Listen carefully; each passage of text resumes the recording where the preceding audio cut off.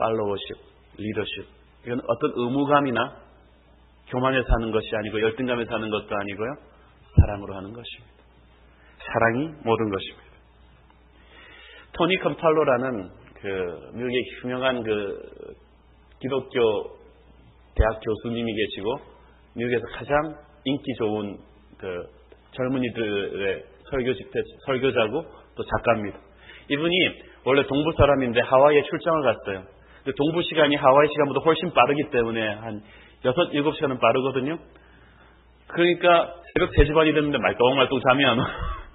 그래가지고 미국은 24시간 문 여는 데가 많아가지고 앞에 24시간 문 여는 식당에 들어갔어요. 근데 그 식당에는 바가 있어요. 바에서 음료수를 사가지고 이제 밥을 먹으려고 앉으려고 그러는데 문이 열리면서 얼핏 보기에도 거리에서 몸을 파는 창녀들이 분명한 세 여인이 걸어 들어왔습니다. 그러면서 셋이서 얘기를 나누는 것을 우연히 듣게 됐는데 그 중에 아그네스라는 창녀가 한숨을 푹 쉬면서 말하기를 아휴, 내일이면 내 생일인데 아무도 내 살아오는 동안 생일 파티 해준 적이 없다. 그러고 갔어요. 토니 컴팔로가 너무 가슴이 아팠어요. 그래서 거기 서 있던 바텐더한테 그랬어요. 내가 저 사람들이 맨날 이 새벽에 여기 오냐 그랬더니 그래 걔네들은 밤일 끝내고 맨날 새벽 3시 반에 여기 온다 그랬더니 그럼 내일 우리 쟤한테 서프라이즈 생일 파티 해주자. 그때 바텐더가 감동했어요. 좋다. 그러면은 내가 요리를 하고 생일 케이크까지 굽겠다. 당신은 새벽 3시 반에 일어나서 와라. 그랬더니 토니 컴팔로가 알았다. 흥분한 마음으로 그 다음날 풍선이랑 다 사들고 새벽 3시에 그 술집에 그 식당에 딱 갔어요. 그랬더니 소문이 퍼져갖고 호놀룰루에 있는 모든 창녀란 창녀는 다 왔어요. 가득 메우고 막 방에다가 해피 버스데이 막 붙이고 난리 났어요. 그리고 꽃갈 모자 쓰고 막 다 축하할 준비하고 있는 것이죠. 그리고 기가 막히게 구운 생일상과 이 생일 케이크가 있었어요. 3시 20분이 되니까 다 불을 끄고 기다렸어요. 3시 30분에 세 여자가 딱 들어오면서 불이 팡 켜지면서 알잖아요. 해피 버스데이 투 유 그러면서 막 밴드가 야단났어요. 그러고 아그네스를 가운데로 불렀어요. 이미 이 여자는 눈에 눈물이 펑펑펑 흘러내려가지고 주체를 못해요. 다들 케이크 잘라라 그래서 먹자.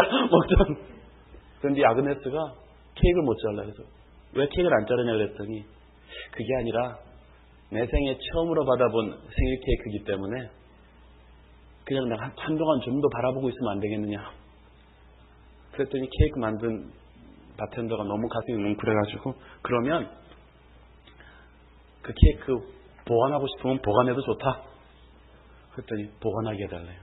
우리 집이 바로 건너편 아파트니까 내가 이 케이크 갖다 놓고 와서 파티하자.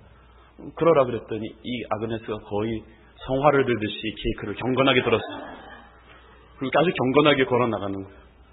근데 다들 입이 이렇게 차가지고 세상에 생일 케이크 안 자르고 보관한 사람 제가 처음이기 때문에 이러고 있는데 너무 분위기가 어색하고 수련해졌어요. 그랬더니 그 썰렁한 분위기를 한번 깨보려고 토니 컴팔로 교수가 방에 가득 들어찬 새벽 3시 반에 들어찬 그 창녀들과 바텐더를 보면서 뭐라 그랬냐면 우리 돌아올 때까지 할 일도 없는데 기도할까요? 그리고 그냥 기도를 해버렸어요. 아그네스를 축복해 주시고 그 인생을 축복해 주시고 더 이상 슬프지 않도록 해주시고 하나님 만나게 해주시고 누가 들어도 목사의 기도인 줄 뻔히 드러나도록 기도를 딱 끝냈어요. 그랬더니 바텐더가 기도 끝나고 툭툭 두드리더니 선생님 당신이 목사란 얘기 나한테 하지 않았다. 그래서 당신 어떤 교회 나가냐 도대체. 토니 컴팔로가 자기가 무슨 교단의 교회 나간다 그래봐. 여기 눈이 휘둥그레져 있는 그 창녀들이 알리가 만무하잖아요. 그래서 내가 나가는 교회는 새벽 3시 반에 창녀한테 생일 파티 해주는 그런 교회다.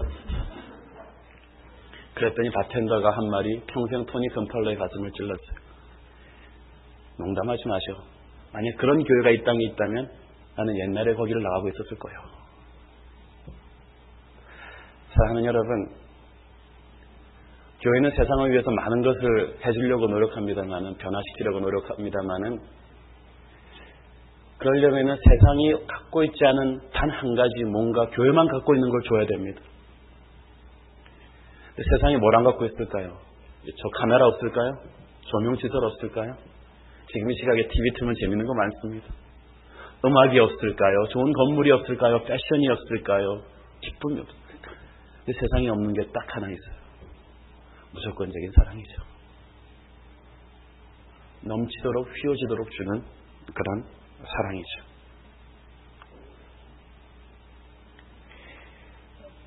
여러분, 빅토르 휴고의 유명한 소설 레미제라블을 기억하십니까?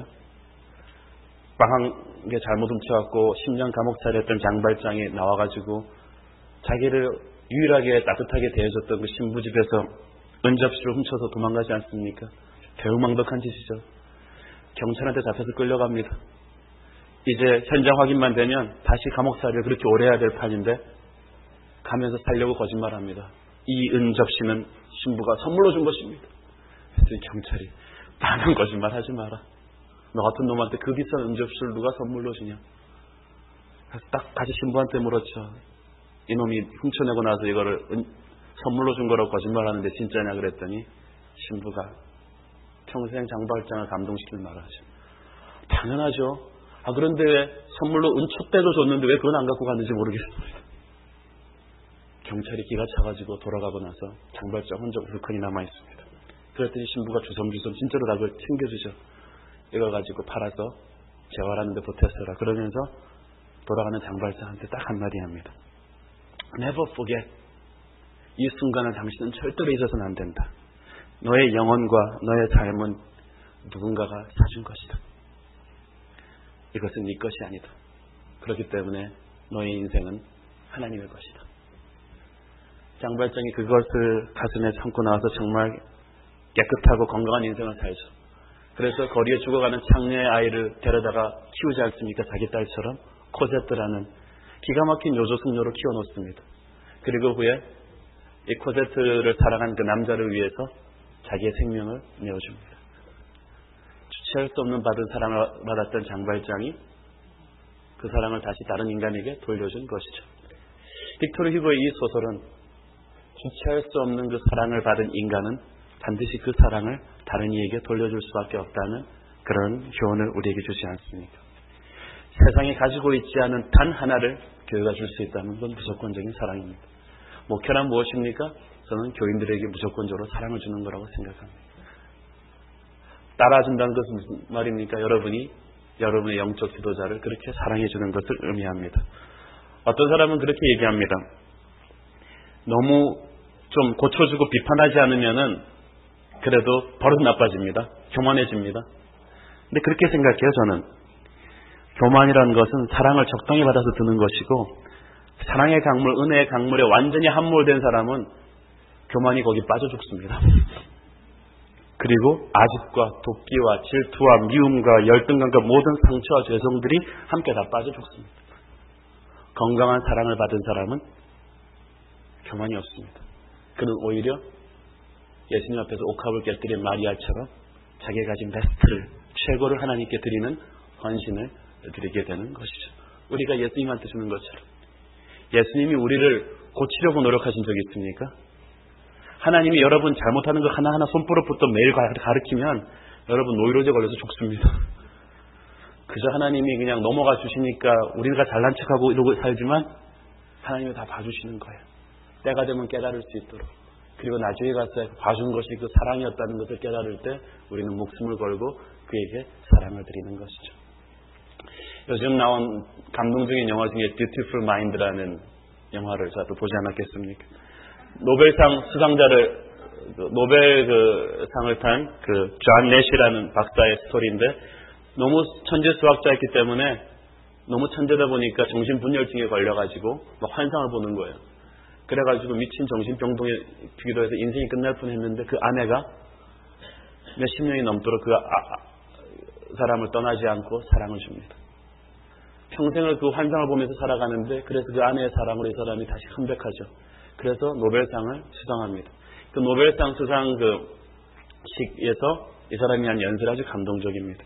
자기는 평생 지성과 이성이 풀지 못하는 수학 공식을 풀려고 애썼는데 마침내 그걸 찾았다.